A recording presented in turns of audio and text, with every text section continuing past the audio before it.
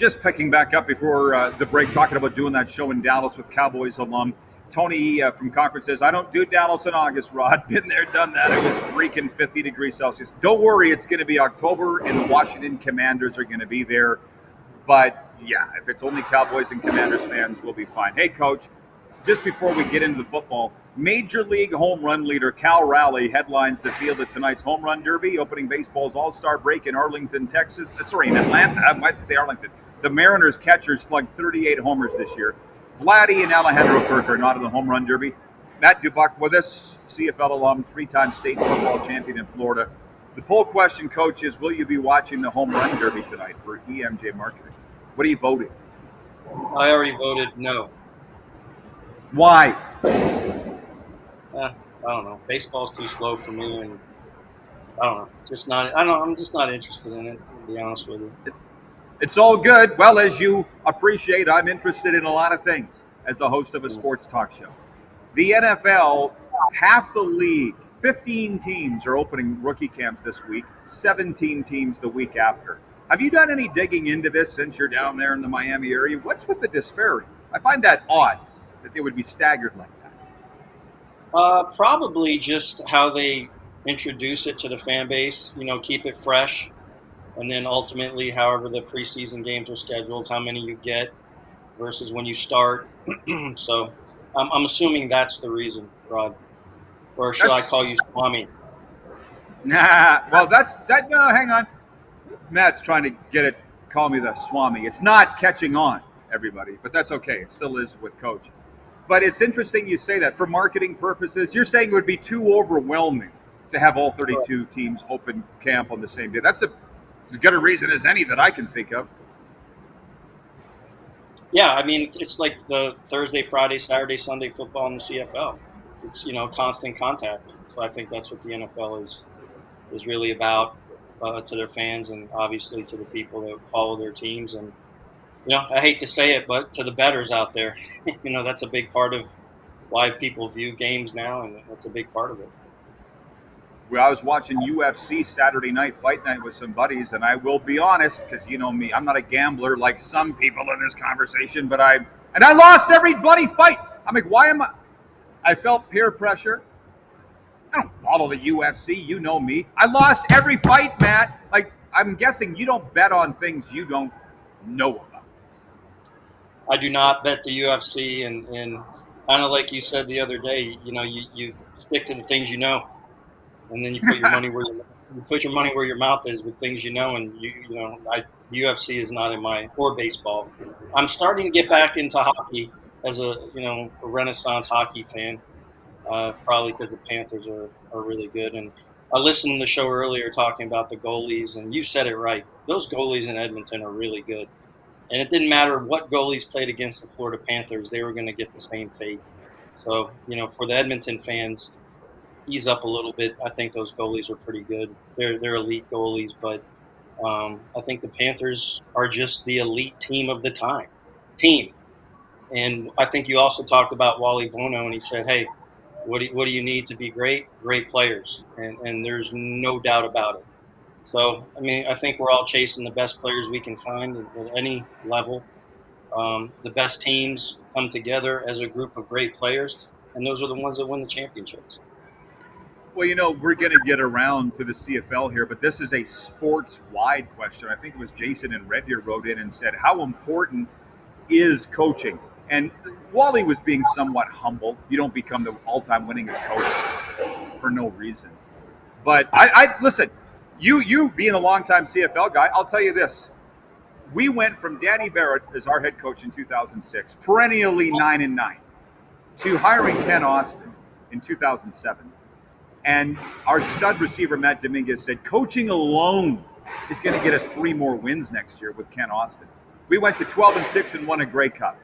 So it is, can you answer that question? How important is coaching at the pro level? I think it's important at every level. Obviously, we're at a position in our deal. We've won 90 games in 9 years, and I consider myself and our staff, elite coaches, and I've seen good players around poor coaches, and those are 5 and 5 teams. So no, I think it's like that perfect brew when you get the great players with great coaches. Tom Brady and Bill Belichick. I mean, come on. And, how's Bill done without Tom, and how did Tom, he ended his career. So, it's a double-edged sword in many ways, but I think that's the fun part of when it's over. That's how we all have time to talk about it and talk about it and talk about it. And by the way, for those that are, Allie's just checked in from Texarkana. Hey, Allie.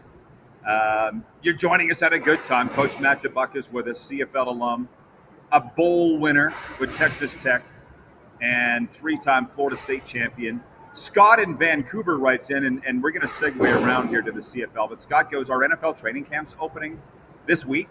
Yeah, and here's the thing. Matt has seen me, this show for the last 4 or 5 years. The NFL now is in my inbox. They're like, Rod, you got to get on board. You got to cover us more. Half the leagues camps are opening this week. The other half are opening next week. We cover that as they're aggressive, Matt, and that's what pisses me off about the CFL. They're not aggressive. They should be up in people's face. You and I had talked about that this weekend, just in terms of information about whether they're going to play or not. It just annoys me because in America, they're jumping all over each other to get coverage on this show all the way up to ESPN. And in Canada, they're just not. We're going to get to the games for sure here, but the CFL, I think, could be a lot better in terms of getting eyeballs on their product. On CFL Plus, they never updated. The next day, it still said 9:00 Friday night. I mean, again, you got to cross your eye, or dot your I's and cross your T's, and in the world of social media, if you're not current, your history, and tell the marketing geniuses of the league decide to get and really say we want this to work. Put your hands up in the air, and you're just going to be putting along. Right. So all I'm trying to communicate every damn day through 1,533 episodes is I love the league. I do. But they make it incredibly difficult sometimes to cover. That's all. And I know fans can't see that because how would they see it the way that we see it? Mind you, you would see that on CFL Plus, as you say. But anyways, enough about all of that. Week 6, Calgary routs Saskatchewan 24-10. Hamilton comes back in the last minute, beats Ottawa 23-20. And the BC Lions went into Edmonton and to nobody's surprise had their way with the Elks 32-14. What's your takeaways from Week 6? Start with the Elks. I mean, obviously, one step forward, 2 step backs. Forward is a middle reliever. I don't think he's your number one. Too many inconsistencies. You're not really using him to take advantage of his God-given abilities, and Cody Fajardo game and just marches down the field. I think he's. I don't know. I think Edmonton people are going to be very frustrated with him as their quarterback moving forward. I just, unfortunately, that's going to be the case. Watching Bo Levi, I haven't seen anybody throw a football as accurately as him. I mean, what a nice delivery he has, and when he's on, and he's great. So it's fun watching him. I hope that the Hamilton fans are really embracing him, and I think their team is coming up. Boy, Saskatchewan, that was a shocker. Every time you start to count out VA, he comes back and he plays his butt off. So he was impressive. Unfortunately, Trevor Harris got going, but it was about a quarter and a half too late. And they're missing a lot of players. He threw for 400 yards, Rod. Yeah. It's funny you say that because you remember Gary Etcheverry? Were you on a team with Gary Etcheverry? I feel like, yeah. Well, you played with him. He was defensive coach. You were a receiver. Yeah. But I don't know if you were ever in a meeting with him or not. But he used to say, he has glasses down here and he had his pen behind his ear. All yards are the same, but they're not equal. And Matt, that's the difference between fantasy football and what you guys do in the trenches. Who cares if he threw for 400 yards when you're sacked 3 times and you only throw 1 touchdown? Does that not upset you when people get all nerded out on stats? When you get your ass handed to you like the Riders did? Well, my coach used to say stats are for losers. because that's the only thing we can fall back on. But again, they're missing a bunch of guys, and I think they played 4 Canadian linemen, against a pretty good pass rush and improved defense in Calgary. Calgary's 4-1 now, and I'm not sold on Calgary because I think VA is playing well, but he's kind of up and down, but he's a proven commodity in the league. Trey Ford isn't, and that's just the way I feel about it. And I think again, Edmonton people are going to be frustrated. What was the other game? Was the first Ottawa, game? Calgary spanking Sask. Hamilton comes back to beat Ottawa. You addressed that because you said Bo's the real deal. And BC walloping Edmonton 34-14. But I gotta ask you this. Trey Ford's efficiency rating was 16.2. I had to rub my eyes and clean my glasses and go, was there a decimal missing here somewhere? 16.2 efficiency rating. I didn't think he was that bad. Go back to the Chris Jones era. They tried to play him, and then they tried to package him. He didn't want to be packaged. He's not a pocket passer, not Doug Flutie. He doesn't throw accurately on the run well enough, like Doug Flutie did. So he's comparable, speed, size, escapability, but accuracy in the pocket. Doug could throw over 6'5" guys and fit in balls in the middle of the field. He hasn't proven that he can do that, and he's tough. But I just don't know if you want to get back in the playoffs and you want to turn the franchise around and get going again. You go back to your first question. Coaching, does it matter? Yeah. Do great players matter? Yeah. He's not a great player, and you got a new coach, and he's saddled into that quarterback. I just don't see a happy ending there. Tony from Cochrane writes that he says the CFL should take a lesson from the Canadian Elite Basketball League for marketing and stadium attendance. Saw one CEBL game filled with exuberant chanting kids, smart for future fandom and season ticket holders. I'm just reading the comment and then after this show, I'm going to go put my head through that plexiglass window. I'm tired of talking about CFL marketing. People, can we please drop it? They don't want our opinion. They don't care. They're not asking for help. When are we going to understand? Read my lips! Week 7.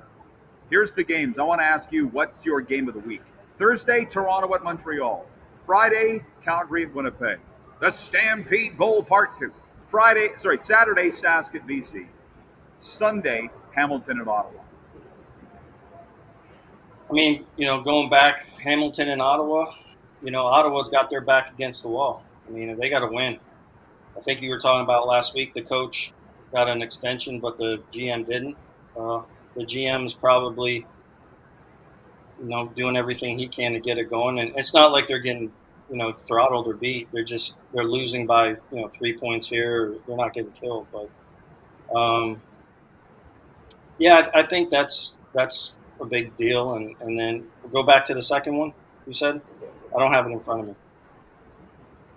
Toronto, I'm just asking you what's the most exciting game, and then I'm going to switch to the NFL. Thursday, Toronto at Montreal. Friday, Calgary at Winnipeg. Saturday, Sask at BC. Sunday, Hamilton at Ottawa. Toronto, Montreal. Montreal's got to get going again with Davis Alexander's back. Don't know about Kelly yet. That's a short trip. The fans should be. Is it at Montreal? Yes. That should be a sold-out game.